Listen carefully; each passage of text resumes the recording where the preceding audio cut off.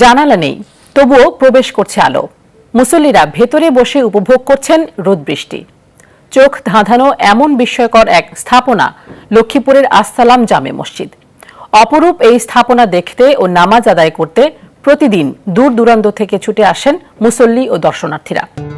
নেই জানালা ও বৈদ্যুতিক বাতি, তবুও আলোকিত দোতলা মসজিদটি। চোখ ধাঁধানো মসজিদটির নাম আসসালাম জামে মসজিদ ও ঈদগাহ সোসাইটি। এটি লক্ষ্মীপুরের রামগতির চরপোড়াগাছা ইউনিয়নের শেখের কিল্লা এলাকায় অবস্থিত।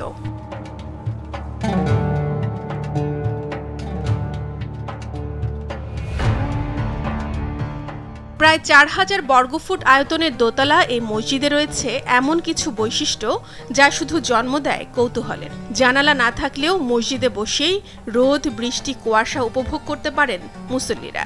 গরমের সময় মসজিদকে শীতল রাখতে ভেতরে রয়েছে 5টি জলাধার।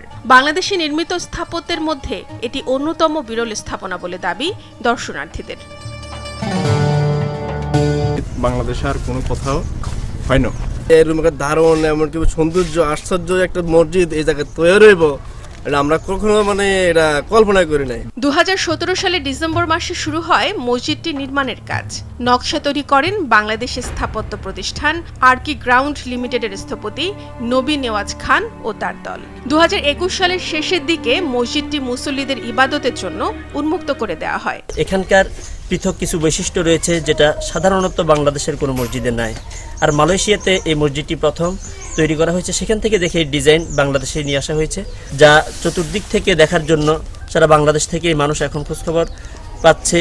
মসজিদের বাহিরে সূর্যের আলোয় ভিতরের অংশটা অনেকটাই আলোকিত থাকে, যার কারণে মসজিদের ভিতরে লাইটের প্রয়োজন হয় না।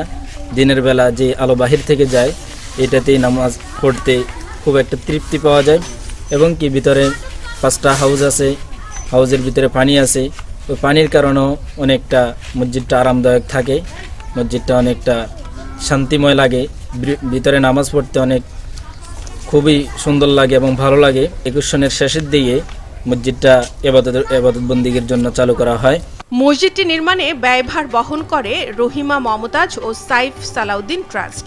আল্লাহর সন্তুষ্টি অর্জন ও মানুষের কল্যাণে কাজটি করেন বলে জানান তারা। আর মসজিদ ও শিক্ষা কমপ্লেক্সের অধীনে একটি বালিকা বিদ্যালয় এবং একটি কলেজ স্থাপনের কাজ প্রক্রিয়াধীন রয়েছে। একে আরবি ও ইংরেজি শিক্ষার সমন্বয়ে একটি আন্তর্জাতিক মানের প্রতিষ্ঠানে রূপ দিতে কাজ করছে উদ্যোক্তারা।